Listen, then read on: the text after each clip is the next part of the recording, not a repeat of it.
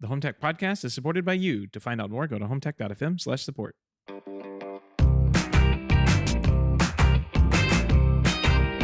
This is the Home Tech Podcast for Friday, September 25th from Denver, Colorado. I'm Jason Griffin. And from Sarasota, Florida, I'm Seth Johnson. Jason, what's going on? I'm living the dream, man. We've got fall is in the air here in Colorado. It's my favorite time of year. So loving the cooler temperatures. Got out to do some fly fishing last weekend. Saw that. So that was great. And yeah, it's a beautiful time of year. How about yourself? It's not. I mean, it was nice this morning, I guess. It was kind of dry. And I think like 79 when I woke up, or 70-something. 70. It was 75, 70, something like that. But that's cool enough for Florida, where you can actually like open up your windows in the morning and let a little bit of air in, and then promptly shut them around 9 o'clock when it starts to cook. But you know, Indeed. We'll welcome the fall weather anytime. Bring it down. Bring it down. Don't hold your breath, man. You're down in Florida, so not sure when or if that'll happen for you. But let's jump in. We've got a great show this week. We had David Bambrick on from Connected Life Labs, and that's the company name. They've got a product out right now called SmartDry, with plans to expand into other products, but we really focus primarily on their product that they have out now, which is a cool device. They sent me one of these, Seth, so I've got one in my home, and it's a little device that goes magnetically, attaches inside of your dryer, and it makes your dumb dryer smart. So their whole mission is about making dumb appliances smart. This is a cool little device that gives you alerts when your clothes are dry. I've found that it seems to be far more accurate than the built-in sensor inside of our washer. So that's nice if you're looking to, not shrink your clothes, save some energy. Other benefits as well that we get into in the interview. And David and his team really come from a deep engineering background. So it was a lot of fun to talk about some of the unique challenges of designing a device that goes inside of a dryer. Clearly not an environment designed for electronics, Seth. Not at all. I mean, I guess I have been in some equipment racks that reminded me of life inside of a dryer, but aside from the wet, portion of that, like it was definitely some hot areas that I've worked in my life. Yeah, for sure. Anyways, that was a fun interview, so be sure to stay tuned for that. But Seth, what do you say we jump into some home tech headlines? Let's do it. Well, Jason, you'll have to wait a bit longer for Integrated Systems Europe to make its Barcelona, Spain debut. ISE 2021, slated for February 2 through 5 in Barcelona, has been postponed to June amidst the second wave of coronavirus pandemic sweeping across Europe. The June event will also have a corresponding virtual event, says ISE in an official statement this week. So kind of one of those things I think we're going to see a little bit more of as things go along until this whole pandemic thing goes away. We're going to have these virtual events pop up some more, and I don't know. I think we're going to see a lot more interesting things come out of them. Some of them are going to be. I listened to our I had to listen to our conversation a few times from last week for our CEDIA conversation, down to edit it, and then I always listen back to make sure that everything is good when it's been published and whatnot. And a big part of the discussion that we talked about was the interactivity, and that's really an interesting thing that came out of the conversations that we were all having.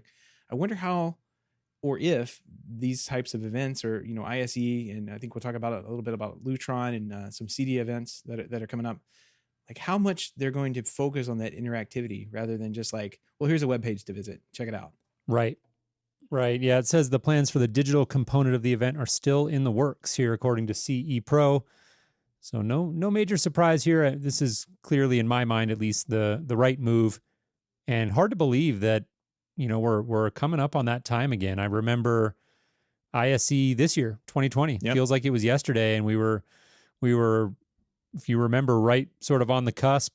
COVID was definitely breaking out in other parts of the world, but in a lot of areas like Europe and here in the States, it still didn't really feel like something that was going to affect us. And now here we are coming around the bend to another ISE, and they'll be pushing this one out to June. Seth, you alluded to it. CEDIA has also announced that in a separate announcement that they're going to cancel all of their in-person CEDIA tech summits scheduled in the US, the UK, and Canada in 2020. This decision is a result of careful consideration surrounding evolving regulations and safety protocols related to the global COVID-19 pandemic. So the association is encouraging attendees to, keep an eye on things through CEDIA.net, but it does look like all of these tech summits will be canceled for the year 2020. They are, it looks like, have 3 dates penciled in for 2021 already in the UK. So they've got looks like these are in May and June of 2021, again, over in the UK. So crazy to be talking about that far out, but that's our reality now. You just kind of have to throw something down the road and kick the can down the road and see when you get there, you'll get there and deal with it. But yeah, same thing with Lutron. They announced the September 25th launch of Lutron Connected 2020. It's a 6-week series of virtual events that the company states will give dealers the knowledge, tools, and Lutron vision needed to end 2020 strong and appropriately plan for 2021. So they're going in on the virtual events, and they're going to be kind of showing off their products online there, which should be interesting to see how they do. There's a huge schedule on this. It starts the 25th of September, goes all the way through the month of October and into November. So we'll be curious to see what they do, how they do this. Yeah, they've got quite a lineup here that they're talking about. They've got the events say that they will include product launches, live trainings, webinars, podcasts, panel discussions, virtual tours of the Ketra Collaboration Studio and the New York Global Experience Center, giveaways, and more. So Lutron making a big swing here with their virtual event. I think we've heard murmurings of Snap AV has something coming up. I don't have the details of that handy, but it's interesting to think about, like, the trend seems to be, at least amongst these bigger companies right now. Crestron did their own thing. Like, will you see more of that? Will you see more of the Lutron, Snap AVs, Crestrons, bigger companies doing their own events versus really pitching in and taking big swings at events like a virtual CEDIA? Right. Will this be kind of an emerging trend, number one? And number two, will that continue once all of this is back to normal? Will this sort of thing ever go away, or will this become kind of a new norm? Yeah. No, I mean, I don't mind the virtual events. I don't mind the kind of not so much the virtual events, but like being able to like log on and do stuff on my own pace. Been able to there's a couple of like conferences that are just like that right now, like tech type conferences where you can just kind of log on, take care of like some of the sessions and watch some of the videos yourself and do things at your own pace throughout the week. And they're just kind of like open, like just come in. It's not scheduled around a date or a month. It's just like, it's there. If you pay or you sign up for this, you can come in and do it. And I kind of like that. It's kind of like, just like e-learning, like lynda.com or, one of those like, courses, classes that you can get. Right. Kind of like that idea. Self-paced. Yeah. Just self-paced, put it out there, let people come take part of it and get the information they need and go from there. Yeah, absolutely. Shifting gears here a little bit, this week, Wyze announced 2 new smart home products, the Wyze Video Doorbell and Wyze Thermostat. The Video Doorbell costs, Seth, get this, $30 and is available for pre-order today. The company hasn't provided pricing for the thermostat yet. It'll probably be around the same, I would think, $20, $30, I'm sure. It'll be $5. They'll pay you. Yeah. They'll pay you to put it in. But expect something similarly affordable. The Wyze thermostat will be available for pre-order starting on October 6th. Seth, so funny story, when I was doing show prep tonight, I was clicking through a bunch of pages, getting things ready, and I clicked through the Wyze page really quickly, and just my mind sort of saw the number and moved very quickly to the next thing, and I was like, oh, okay, so $300 doorbell, because it saw $22,999, and I thought $299. Yeah. And then I did sort of a double take. I was like, $29.99. It's crazy. I can't figure it out. I don't know how Wyze plans to make this work, but they keep coming out with products and they're cheaper than dirt. I thought you were going for the how wise pun, but okay. We'll just I leave it missed there. that. Yeah. One thing that is really cool about this camera, the camera that's in this Wyze doorbell. I mean, it seems like Wyze video doorbells are out there, but this has like, instead of a like a vertical, like 4x3 video, it's 3x4. So it's like up and down TikTok video style, right? So like when you pick up your phone and you look at it, it's not like where with the Ring app, you'd have to rotate your phone to get full screen. Right. It's already just full screen up and down. which Interesting. makes perfect Yeah. sense for the use case of being at the door, because they can then pick up what is on the floor. Like if somebody dropped off a package, they can pick that up. They can pick the person's face up that's walking up to your door, and you don't get like all that extra.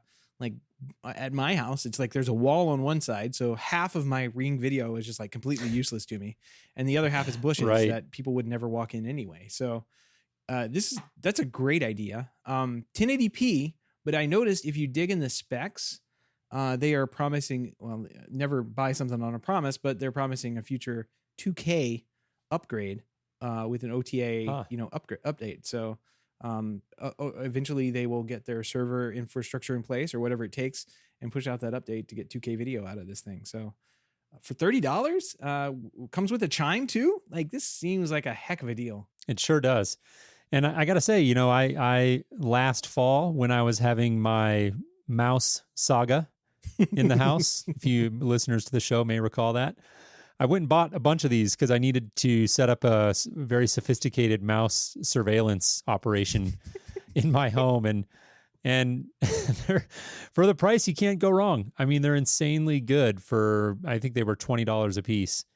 And I'm still shocked every time I plug them in and use them. I don't always have them set up because we're not big on indoor cameras here, but like when we travel and stuff, I pull them out and plug them in. They work great. So I don't know. It's just crazy. I'm still scratching my head over Wyze. Yeah, and they have, as a company, they kind of put them like they have put out a bunch of like different types of products in the past. Like I think they even have a scale. Like it's not a very like focused company. They have the doorbells, they have the smart home stuff. They have a scale like where you can weigh yourself on in a fitness band. The scale is $20. The fitness band is $25. And then they have, surge protectors, more other stuff. They have face masks that you can buy, a no-touch digital forehead thermometer. So kind of getting in there for the COVID-19 supplies. Spaghetti strategy. Yeah. Right? Throw it at the wall, see if it sticks. It seems like if they can get their hands on it, they're gonna try and sell it. I do know, in their defense, I do know how the face masks and thermometer sales come into play. As some limited importer of electronic goods, you establish relationships in China with manufacturers who have relationships with other manufacturers. And in some cases, we have been even approached to buy, bulk supplies of face masks and stuff early on in the pandemic. So I can easily see how that happened. And it's like an opportunity, comes up, and buy some face masks. And what we did was we bought some face masks and we throw them in the boxes now, when people buy products. So there you go. Yeah. Nice little bonus. Nice little goodie. Yeah. Yep, exactly. Well, some bad news, Jason. Quibi, the mobile subscription TV startup, founded by Jeffrey Katzenberg. I got some bad news. Wall Street Journal is reporting that they are looking for a buyer. Believe it or not. Wow. Launched in April 2020, Quibi has raised about $1.75 billion from major studios and other investors, and has banked dozens of its original series from Hollywood A-listers. A major question is who exactly would be interested in acquiring a struggling Quibi venture, given its untested business model and extremely weak subscriber traction due to I don't know, like it's such a weird platform. Like I did notice they got a couple Emmys, but it's still just like a weird play. This whole thing was strange. It is. It's been a really interesting story to watch, and there's big money and big names behind this, right? This is not some B-list roster of people trying to make a go at it. You've got investors including Disney, NBC Universal, Sony Pictures, Viacom, AT&T, Lionsgate, MGM, and more. You've got Katzenberg, who is a one movie mogul, headed DreamWorks before selling it to Comcast. So really big names here, and it's just surprising to see. The story does mention that Quibi obviously faces competition from companies like Netflix and Disney, but Quibi executives insist that they're, quote, catering to a different market segment, a theoretical audience of millennial smartphone users who want quick bite on the go entertainment. But this was one of the big knocks on Quibi. I think they over-anchored on that idea of mobile, when they first came out, they didn't even have a way to watch it on a big screen. Like even if you wanted to cast it out to another device to put it up on your screen, they didn't have that at first. They do now. But they've struggled to carve out a niche, and they tried to do something novel and interesting with this approach, but it appears to simply not be working. I will give them a credit for doing something novel and interesting. It definitely was. I mean, the technology even behind it, like the app when you were watching kind of the same thing we were talking about the Wyze, like the 4:3 aspect. You would get the 3:4 aspect of the show, and they were filmed and directed that way. But if you turned it to widescreen, you'd get the widescreen format of the show that way as well. So it's kind of an interesting way of doing it. I don't know, like looking at kids using TikTok and Instagram and saying that's probably where we should be, and make a almost a $2 billion service around it. Like, I don't know. I think the price of this thing was expensive too. From what I remember, it's like $7, $5 to $7, somewhere in there. Mm-hmm. And I mean, I don't know. I gave it a go. They still email me a lot. I will say their email servers work, but there was nothing like for me very compelling to like hang around and watch. Yeah. Well, speaking of streaming, in our final headline this week, Peacock will finally be taking flight on Roku devices after months of wrangling, and NBC Universal's TV apps will not be going dark on Roku after all. Roku and NBC Universal reached a deal last week that will provide access to the Peacock app on the streaming platform and Roku-enabled TVs. In addition, the companies renewed their agreement to keep 46 NBC Universal broadcast and cable apps on Roku after the media company had threatened to pull them this weekend over the Peacock dispute. So burying of hatchets happening here, so to speak. It's so wild to see, like, usually you get this on like DirecTV, right? You're watching DirecTV and it's like, don't let DirecTV cancel Fox Sports, Now call your station and make sure that, the station doesn't go away next weekend or whatever for the big game. And it's like, now you're seeing it with streaming services on streaming devices. It's like, it's crazy. We have ended one phase of the business cycle and entered the same thing. It's exactly the same. Everything is the same. This has all happened before. It will all happen again. What's old is new again. Yep, exactly. All right. Well, that'll do it for our headlines this week. All of the news and topics that we've discussed on our show and that are yet to be discussed on this show will be in our show notes at HomeTech.fm/320. While you're there, don't forget to sign up for our weekly newsletter. We'll send you show reminders and other occasional updates about all the great stuff going on here in the world of home tech. Once again, that link is HomeTech.fm/320. And don't forget, you can join us in the chat room live Wednesday, starting sometime between 7:30 p.m. Eastern, sometimes 8 o'clock. You can find out more at HomeTech.fm/live. All right, Seth. Well, without further ado, let's go ahead and jump into our interview with David Bambrick of Connected Life Labs. Hey, David, welcome to the show. How are you? Hey, how you doing? Thanks for having me on here. Yeah, doing great. It's our pleasure. We're looking forward to jumping in. We always like to start with a personal question. Just take a moment to introduce yourself to the audience and share a little bit of your background. Yeah, sure. So my name is David Bambrick. I'm from a company called Connected Life Labs. And what we're kind of doing is focusing on making dumb appliances smart. We didn't kind of come into this the regular way. Our background, as far as myself and the co-founders, are from the photonics industry, which is designing lasers and laser systems. And what we did there was really designing systems for scientific, medical, and forensic research. So we had done, our theme there was really, we started that company to look at new emerging technologies in that field so that we could kind of bring our touch and new innovative products to places that could be really taken to the next level. So we made super compact laser systems for forensics, for example, and we became the world leader in forensic lasers, where we make them for all the large research firms and places like DHS and Army and that kind of thing. So while we're doing that, we always kept an eye on emerging technologies, and that's kind of what brought us into the phase of smart home technologies and wireless sensors and stuff. So that's kind of where the team came from and where we are now, and that led us into kind of what we're getting into here with SmartDry. So That's great. Let's dig into that a little bit more. Talk about what is SmartDry and share a little bit of how you transitioned from working on lasers to now working on making dumb appliances smart. So basically, while we were actually building the laser systems, we were also trying to build wireless sensors and finding that there was all these great little chips coming out, PSOCs, and that had, all the Wi-Fi stack and Bluetooth stack all built in, and all this great capability that was becoming super affordable.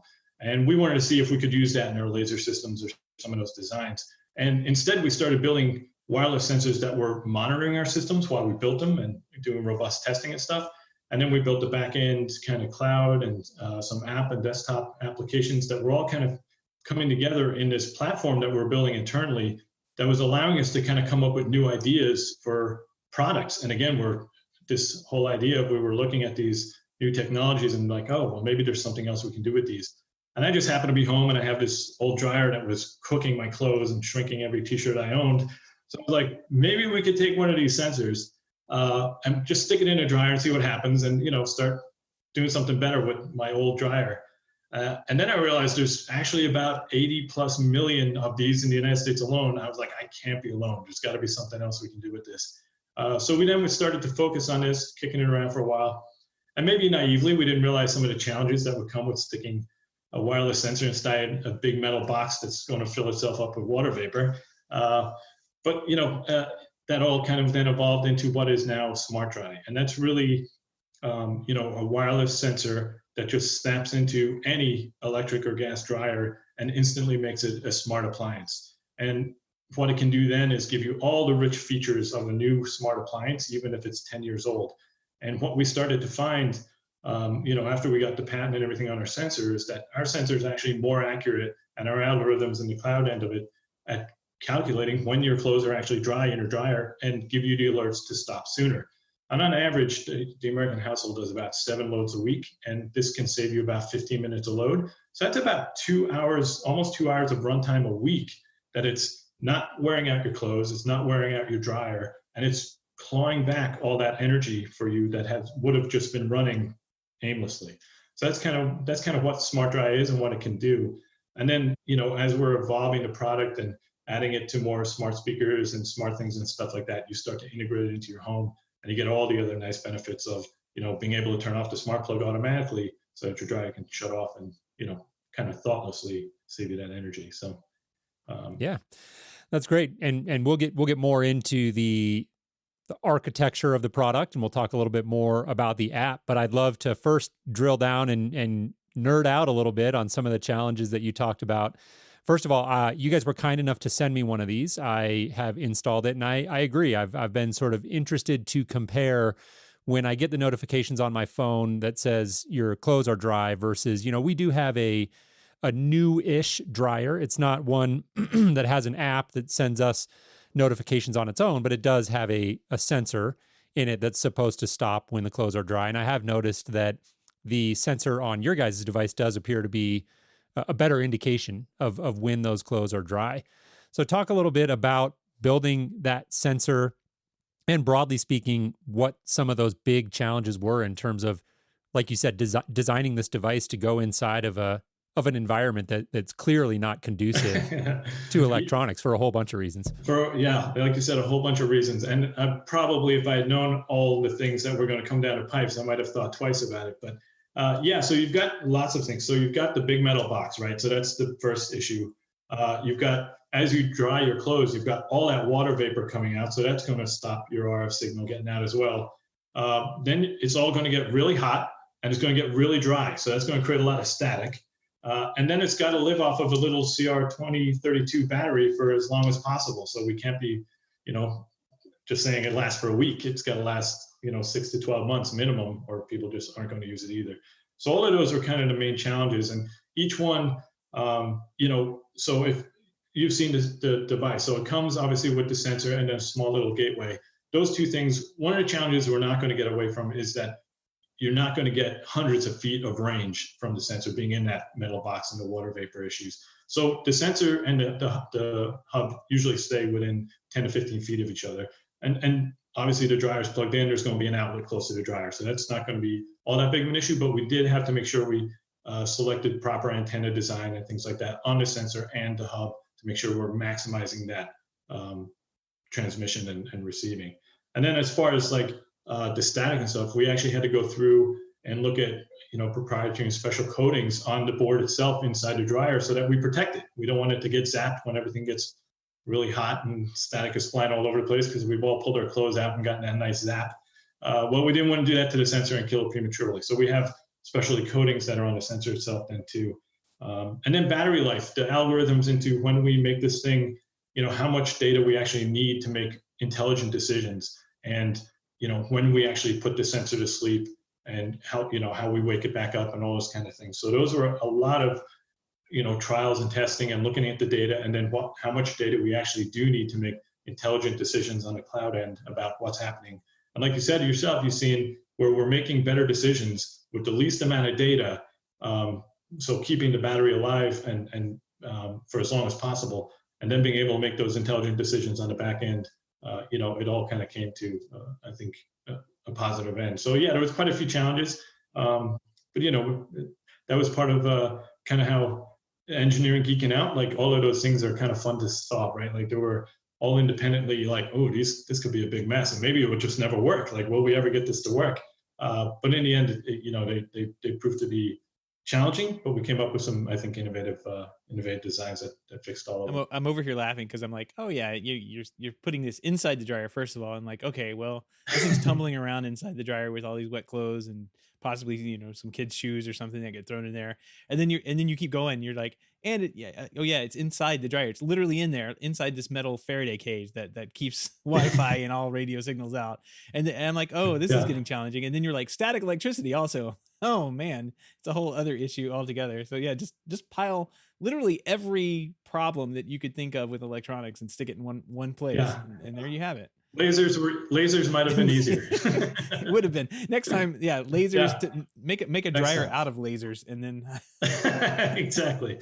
Yeah. So there were and you actually made a good point there. The vibration and the motion inside the dryer, that was another one. So we wanted to make this super easy. For example, the first version of this was a little ball. We thought that, if we had this little ball bouncing around inside it, we get the best analysis of the air that's inside a dryer. And that was just knocking it to bits. Like it was just never going to work. It was just falling to pieces.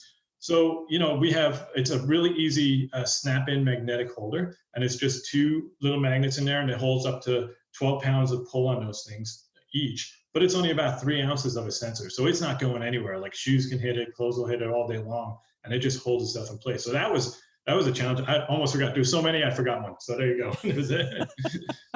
Oh man, it does sound challenging. So yeah, you were kind of heading the direction I was going to ask the next question. It's like, well, okay, I'm going to get one of these. Looks like you can get them on Amazon for about $50. I get one of those, get into the house. What does it look like to set this? What's it look like to set this thing up? Yeah. So this is, I'm sure you guys are kind of like the tech help for your family. Like that's kind of the role that I play. So it's like, we'll just call them up and my Wi-Fi isn't working or my phone has this issue. So I wanted to make this as easy as possible so that my mom could install it and not have to call me up and, be like, oh, it's not working, install it. So that was a goal, make it super easy so that anybody can install this and it's, not a huge headache. And we watched, as we were designing it and making that work, we have metrics around the installation success.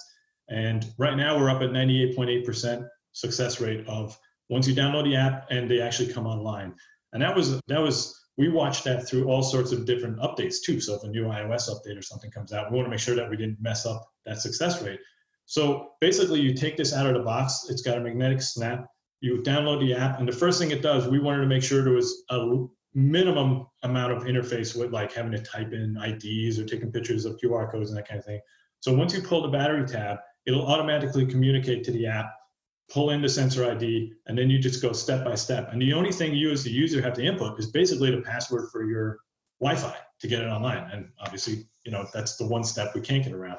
So as you walk through that installation process, we made sure that it has a nice image that shows you where it has to go in the dryer for best performance and where to place the hub and then getting everything online. And then it goes right in. Once everything is set up and it joins your Wi-Fi, it'll confirm those steps. It'll make sure that you get a notification that says the sensor's online, the hub is online, the data is actually flowing. And just to make sure that you have a peace of mind before you even do one load of laundry that everything started communicating properly.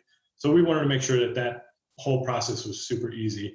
And there are challenges there. You've got an Android environment, iOS environment, and those things are always changing, and we have to, Android lets a lot more things come in automatically than iOS, so we have to keep those in mind as we're developing the app as well. So Apple likes to keep you on your toes as a software developer.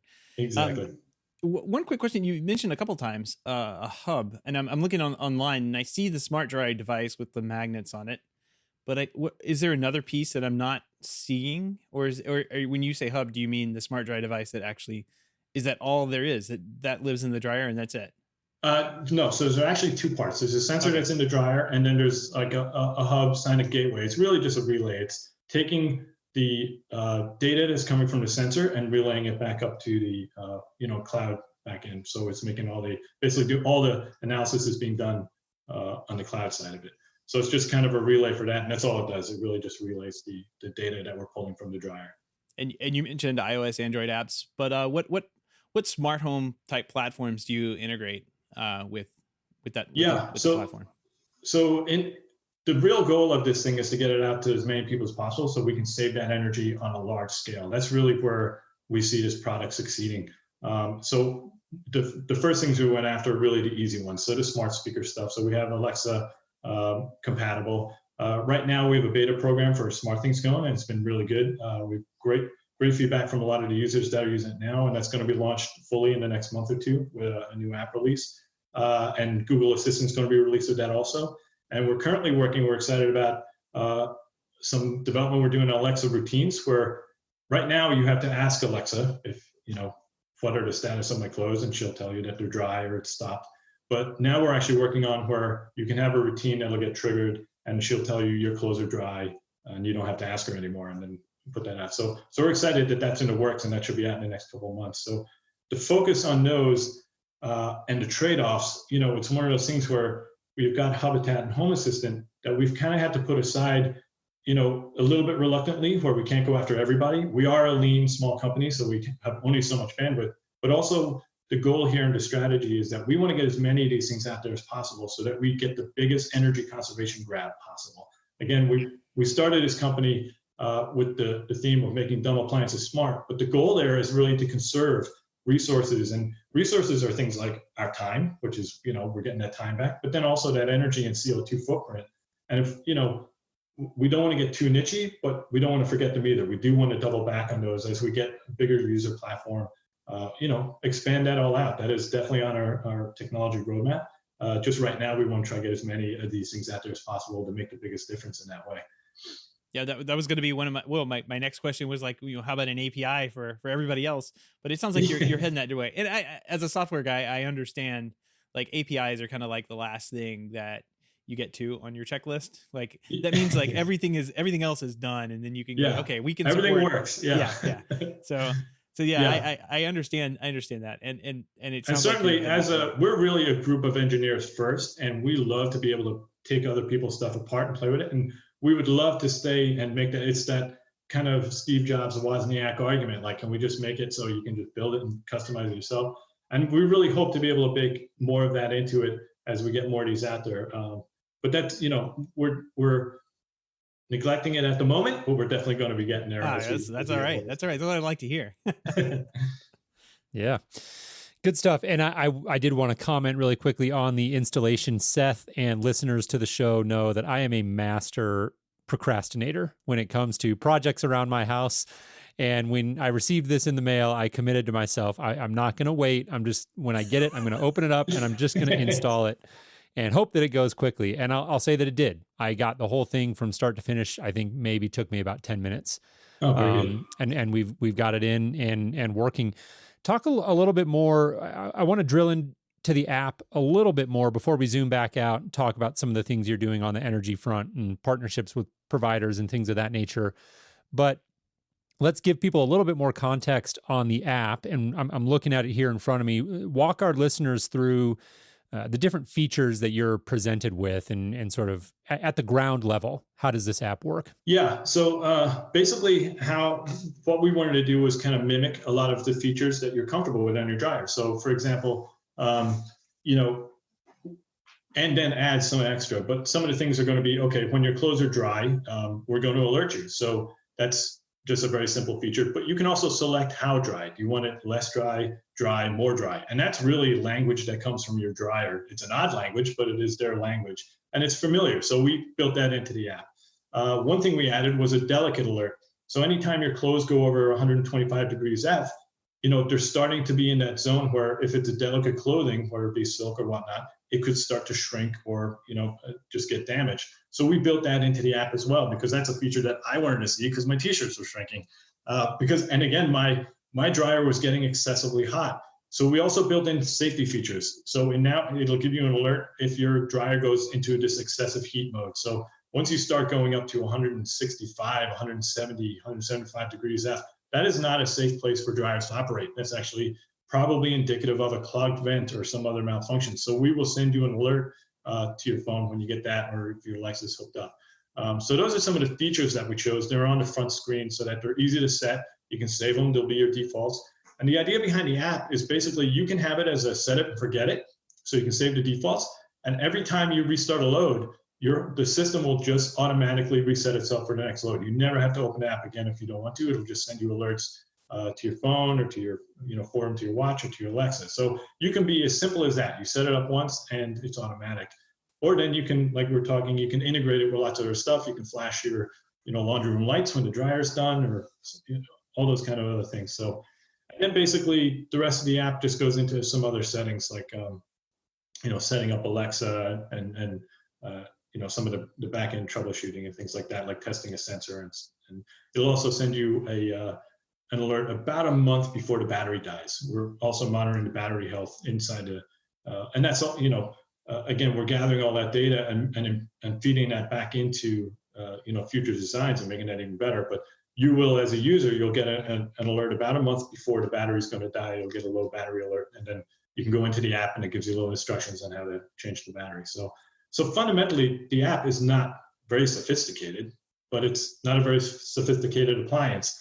And where it's all getting a lot more complicated is really now that we're building in all these integrations, that's kind of layering the app a lot more. So, to be honest, most of the work went into making sure the installation process, which hopefully you only do once, really goes smooth. And that's where a lot of the heavy lifting is really in the app. So, sure. You alluded to this in passing, and I'd love to talk about it a little bit more. Dryers being a fire hazard. I actually didn't ever really connect those dots in my head of that being a potential issue.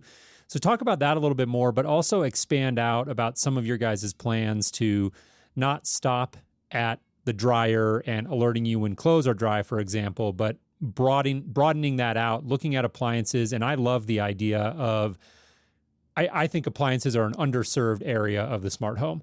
And I love the idea of appliances getting better at alerting us when there are actual problems, fire danger being one of them, the need for maintenance being another. How do you guys think about broadly adding intelligence to appliances to really give homeowners more proactive, actionable information about what's going on in their home? Yeah, absolutely. And that's something we thought about in the early days because it's actually included in the patent. We have part of the methodologies of what we do with the data. And one of them is to actually look at what's happening with your dryer over time, not only to see, okay, is this getting excessively hot repeatedly and that's creating a hazard? And, it's crazy to think, but you never think about it. The home dryer is one of the leading causes of fires in people's homes because whether you forget to unclog the vent or you just haven't done it in 10 years, say, because dryers have an average lifetime of 16 years. So like you said before, where you bought a dryer that's pretty new, it's not smart, but you're probably going to have that for the next 15 years. And there's no way for, you're being left out of this wave of smart home technology for a long period of time. And the only way to get back into that is to spend another $1,000 or $1,200. And people just aren't going to do that. So this is a $50 solution that kind of gets you there. But going back to the data, so then we can also, as we acquire a bigger user base and look at more data that's actually coming through lots of different manufacturers because we are appliance agnostic. You can have a Whirlpool dryer and an LG washer, and you need two apps to do that. But we would also, what we'd like to do today as we go forward is actually learn what's happening with your dryer and then tell you that there's a maintenance issue. It took 25% longer this time to dry your clothes than it did last month. So there's some issue coming, whether it's a burner that's not working properly, or maybe it's indicative of this clogged vent issue that's upcoming rather than waiting until you get that excessive alert. And then, we want to expand out into making the entire laundry room smart. Like that's where we see us going. Like we want to be the leaders in the smart laundry room. So we currently have a beta product that we're working on for the washer. So you have, which will make your time more efficient, where you can know when your laundry is washed and then efficiently take it out so it doesn't get stinky in the washer, put it in the dryer. And then, so it pulls those two things really close together, right? So it doesn't sit there for 2 hours. You're talking my language, because literally right now, right before I came out here, I'm like, oh, I got to swap the washover so it won't stink when and as soon as we get off the phone, I've got to go in there and do that. I'll remind you when we're done. Yeah. All right, thanks. Better than an app. Yeah. So exactly. But that's where we see it going. And then, and there's other issues. So now you've got water in your laundry too. So we want to integrate leak sensors and things like that. So so it's safety of your dryer, it's safety of that there's water not pouring out all over your laundry room, and it's all in one app, and it's appliance agnostic. So you can have all different appliances there, and it could be all different ages, but you're still getting, all those great features today for a very low price rather than paying $1,200 a pop. For the high end, usually these features come, if they're there at all, like, most of these things still won't give you delicate alerts. Or dry alerts, so just tell you when they're stopped, or maybe you can remote start them and things like that. But they are lacking in features where we have a lot more rich features that, quite honestly, we get customer feedback and we roll those into features fairly quickly. We like to stay, in touch with customers and make sure that we're giving them what they want. But we can make new features dynamic. As a software guy, like where it's kind of pretty quick to test out something new and see if people really take to it. So yeah. I with the washer thing, I mean. And dryer for that matter. I moved into this house 5 or 6 years ago, and at the time we just bought a new washer and dryer, and we kind of bought I wouldn't say it's like the high end at all. Like it was kind of like the lower high end, if that makes any sense. It wasn't the top load; it was the side loads, and like it's kind of where I see everybody have these days.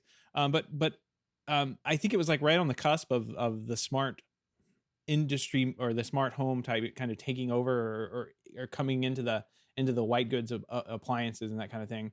So it doesn't have any smart brains in these things. But one of the things that you just said has already happened to me within that 5 years. The washer had a little hose inside that popped off. It was leaking water all over the place.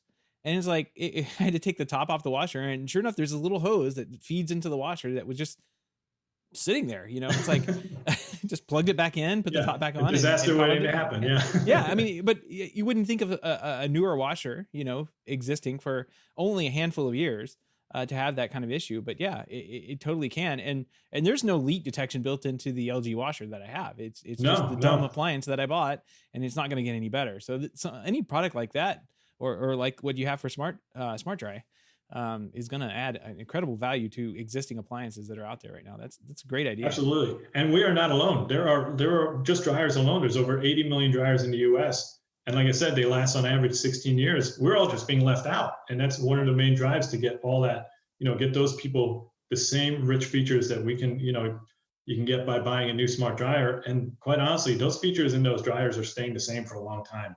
You're not seeing a ton of innovation there.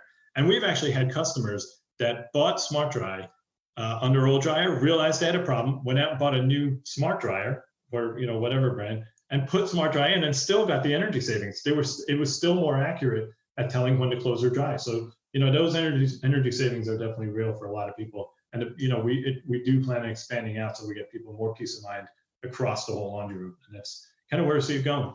Yeah. Speaking of energy savings, talk to us a little bit about the work you guys are doing with energy providers as a way of saving more of that energy and of getting your product in more people's homes. Yeah. So that's one of the really unique things about SmartDry is that, as we spoke about, it is literally able to save energy from the first load of laundry it does. So what we did was we reached out to a firm out in Illinois that they work with 25 of the largest utilities across the U.S. And what they do is they evaluate emerging technologies that save energy and, make an impact for the utilities on whether they can, save on building out infrastructure or just, plug this product into the rebate programs and those kind of things. So we got accepted in, and we've started a pilot program with them, and we're launching out into different homes across that region of the country so that they can do third-party validation of exactly what we're talking about here, so that they can say, okay, yes, we're saving this number of therms and BTUs per year. It's got a payback for the customer. Like we estimate right now, it can save you an average home at 7 loads of laundry a week, somewhere north of about $30 a year in just energy savings if you pay attention to the alerts or if you have a smart plug to turn it off. So we're in that program right now. We're really excited to getting those out there, and people are turning them on and saving energy, and we'll get some real third-party validation. And then what'll happen at the end of that then is that we'll start to be included in some of these green marketplaces that you see. Maybe you see them on your natural gas bill or your electric bill being promoted as far as energy rebates. And it's very similar to what, you can get a Nest now for $100 from your local energy company, whereas your gas or electric, because it has real savings over the lifetime of the product. And so SmartDry is going on the same lane. Basically, it's that unique in that it can have significant energy savings over the life of the product. So yeah, we're excited to see where that goes over the next couple of months, but it's already been launched. No, that's great. awesome. Sorry, Seth, I have one quick follow-up on that. David, you and I had a chance to connect as we were prepping for this, and you mentioned something to me that I found really interesting and I hadn't thought about before, that energy providers actually are, in a sense, incentivized to save energy. It's kind of counterintuitive because you would think they want to sell as much energy as possible. Share a little bit of that idea with our audience. Yeah, absolutely. Like especially in the gas end of it, the utilities that are, providing the gas, like to some parts of California, there's an awful lot of regulation and cost, capital expenditure that goes into putting a new pipeline into the ground. And you may never have it happen because so there are parts of this country that just can't build out any more pipeline, especially in the gas. So they have to really conserve what they've got. And, so that's part of it. The other part of it is too, that these projects are not millions of dollars or tens of millions of dollars. They're tens of billions of dollars. So really you want to be able to plan out what you have now and plan out that capital expenditure. And anywhere you have, like the dryers, for example, your laundry room is the third biggest energy vampire in the home. You've got heating and cooling and heating your water, and then you've got your electric or gas dryer. So that's a great place to save energy. And they, so all of us have little tiny couple of cent kind of taxes on all of our electric, every unit of electric that you use or a unit of gas that you use. And that pays for these programs so that they can incentivize their users to be like, hey, look, go buy a new water heater that's a little bit more efficient. And then, that kind of gets them the savings that they want to see on their grid and, through their gas system. So yeah, everybody was thinking, yeah, we want to sell as much energy as possible, but that also comes with a cost. There's huge build out costs for making the network bigger and providing it to, just even more energy to the customers you have, not alone new customers. Huh. It's interesting to think about that way. I want to zoom way out. You mentioned it a couple times here about, what may be on the horizon, like taking a look at like the big picture of the appliances in your home. What do you see as other opportunities, outside the washer and dryer, to expand into? Yeah. So again, the making dumb appliances smart was kind of our main theme. Very simple. Plenty of dumb appliances is kind of where we're going with that. So. Tons of them. Yeah. Yeah. So we've actually played around. We actually just got recently we got our second patent. It's on a unit that we're basically calling it a power ring, but it's a couple of issues that we have. It's a little unit that will sit behind dumb smoke detectors, but it has a dual purpose. Not only will it smarten up a dumb smoke detector and sit there and look for a trigger on the trigger line for the smoke detector, but it also has power integrated to it. So that what it will do will pull away some of the wall acne. So you have motion sensors and cameras all hanging on your desk or a shelf or whatever, and put it into more opportunistic locations where your smoke detectors are. So that's, again, making something that's dumb, smart, but also bringing some capability to it and cleaning up some of the wall acne. We also played around with a thing that basically goes into a sprinkler system on your rain sensor, and it basically makes any dumb sprinkler system smart, and it's working through the rain sensor portion of it. And then it's basically all app driven. So it's kind of like just a Wi-Fi connection to a dumb sprinkler system. And that is another conservation play, because basically every time you run a sprinklers, if whatever part of the country you're in, you're probably spending about $15 to $25 each run in just water alone. So you will get your money back first run you do it, first run or two, but you're also saving thousands of gallons of water every time you don't do that. So those are some of the things that we've played around with, and we have prototypes, again, expanding out into other places that we see really just dumb appliances or dumb items that need to be smartened up. But there's big clawbacks on like in the case of the sprinkler add-on, where it's going to save a lot of water. You're just adding to my list of honeydews. I forgot to water the lawn today. Just gonna keep on the list for the end of the show here. But that's I have one more idea for you, and I don't think it doesn't have any energy savings other than my time. Is we need appliances. I've been begging for this forever, but we need appliances that can hold the time inside of them, like an oven clock that can hold the time longer than 2 milliseconds when the power dips out. You'd imagine, yeah. a little tiny battery would be all they need, and they just don't put it in. No, it would be great. It would be great. I mean, ultimately, what I would love to see is that an alert from the dryer tells my little robot, if I had one, to go grab the clothes, fold them, and put them away for me. That's ultimately where I see this going, guys. Yeah. If we can dream for a second now we're to get talking. our ovens to keep the time, well, then I want a robot that'll fold my clothes. I think your robot is more realistic than me ever getting an oven that has a time that doesn't. Oh, wow. Well, David, if you want to scale it back to start a little more lean, you could just start with getting a robot that'll take them from the washer to the dryer. Oh, wow. Yeah. Okay. Like sure. just an idea. Baby steps. Oh, that sounds great. David, I do want to thank you for your time and taking time out of the day to join us here and chat about SmartDry. Can you let everyone know where you can pick up a SmartDry unit and how much it would cost? Yeah, absolutely. So right now we're on Amazon. You'll see us. All you have to do is go on Amazon and search for SmartDry. We'll pop up really quick on the top. And right now it's $49.99.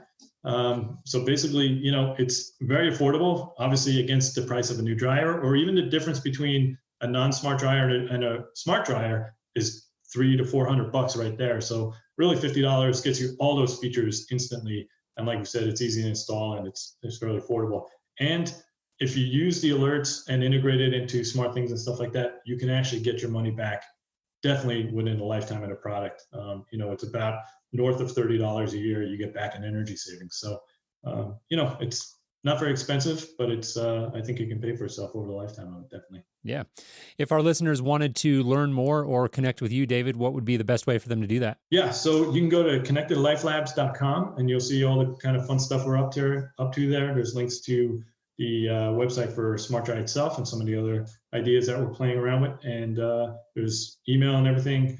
You can reach out to me anytime. I'd love to hear from our customers and people that are thinking about it, or just even to talk about tech. Again, at the end of the day, we're all engineers. We'd love to just kind of mosey around with new ideas. It's always fun to hear from people. That's great. We'll include links to that in our show notes at HomeTech.fm/320. David, thanks so much for coming on the show. Thank you so much. It was a lot of fun. I appreciate it.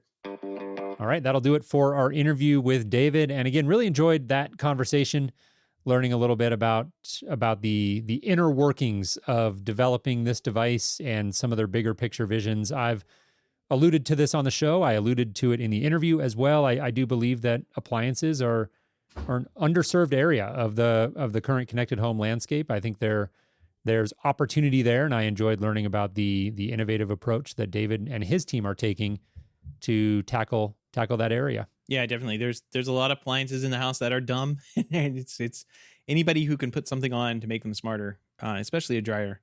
That's a good thing. Thanks to David, it reminded me that I needed to go put things into my dryer. So got that done too. Thanks, David. He did indeed. Yeah, dual purpose interview right, yeah. here. We got the interview done, and Seth got reminded to do his laundry and water the grass. Yep. So there you go. All right, well, let's shift quickly here into a highly relevant mailbag, given our conversation with David and how it relates to energy savings. We got a follow-up from Scott Remick, and he said, after listening to Seth's non-review of the Sense system, I wanted to chime into my own research, as I've been wanting something for my own home to complement the fact that I have solar panels. He goes on to list a bunch of the products that he's looked at: Sense, Powerhouse Dynamics, eMonitor, eGauge, Current Costs, NVIR, TED Pro Home, Curb, Nurio, Smappy, and Effigy Elite. So he's done his homework here. He said all of these had shortcomings that made them unsuitable for what I wanted. At the end of the day, I've decided to go with something called Brultec. And we'll include a link to that in the show notes. I was not familiar with it. But he goes on to say, while this is not perfect, it was the only one that provided the level of info I wanted per circuit versus whole house, and the ability to monitor a sufficient number of circuits. Goes on to talk about how he does wish he could do per appliance for finer grain monitoring, but he's made peace with the fact that he'll have to run a parallel system that uses inline outlet devices to monitor at that level.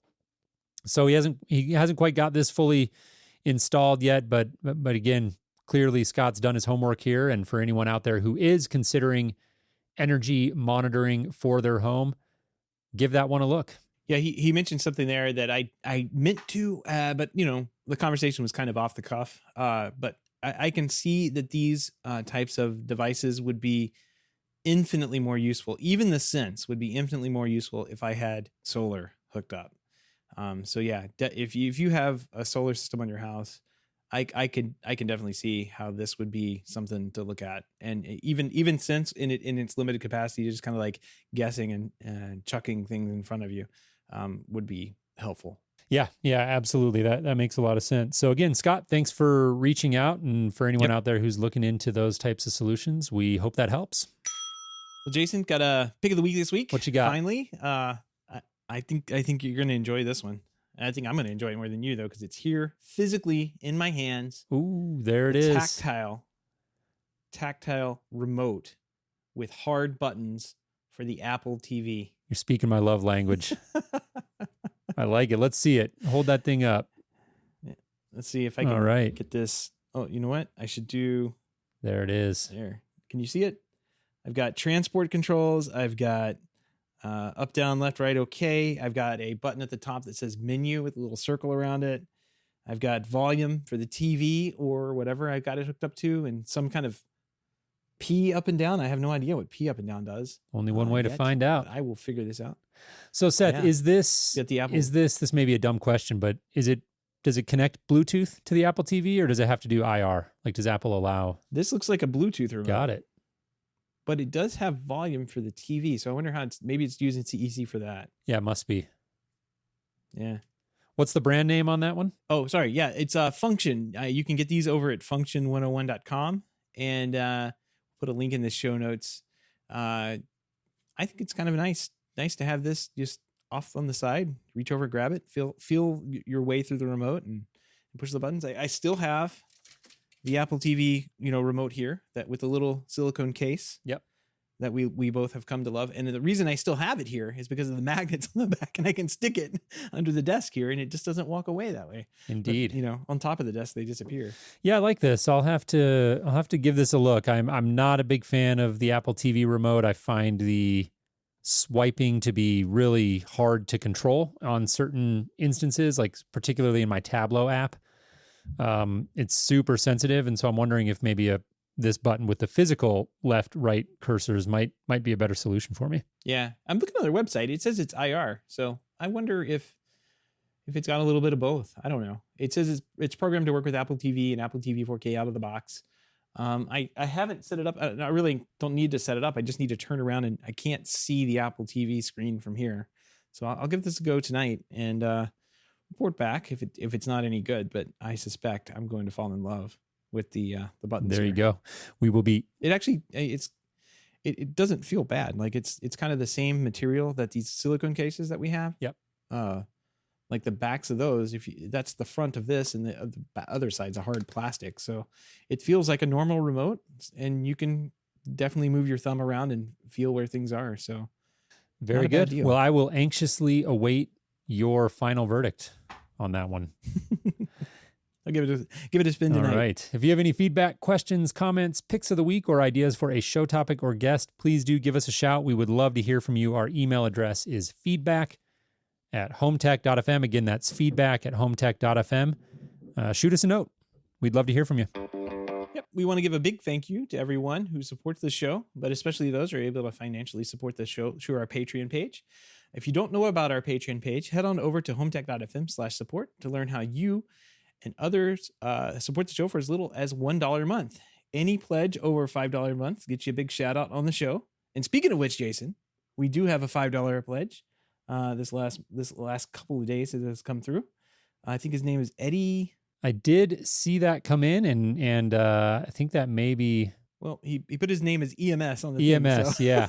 I'm wondering. I know his name's Eddie. I'm wondering. I'm going to speculate that maybe Eddie. It might be Eddie Shapiro, who came on with us last week. He was one of our sort of roundtable panelists that we had on. It was. He came in on our Slack as Eddie Shapiro. So there we go. So Eddie from Smart Touch USA, thank you so much for supporting the show. We really appreciate it. Yep. Thanks, Eddie. And if you're looking for other ways to support the podcast here, we would definitely appreciate a 5-star review on iTunes or in your podcast app of choice. Those reviews definitely help more people find the show. So if you enjoy what we do here on the Home Tech Podcast, please take a minute to do that. It would be greatly appreciated. Well, Jason, wraps up another week in home technology. News cycle feels like it's finally coming back. Everybody's been kind of like sitting back for the summer. The summers are usually pretty slow, but we're starting to pick up on activity now. I know there's an Amazon event tomorrow. There is. So we'll have to pay attention to that. There's already been, Dave Zatz has already been all over it. He's already leaked out some Fire Stick mini thing. I don't know, some new Fire Stick mini. He's always got the scoop. Yeah. So we'll have to keep an eye on that and report back next week on it. Yeah, absolutely. We'll look forward to that. Seth, have a great weekend. We'll talk to you again soon. You too. Have a good one. All right, take care.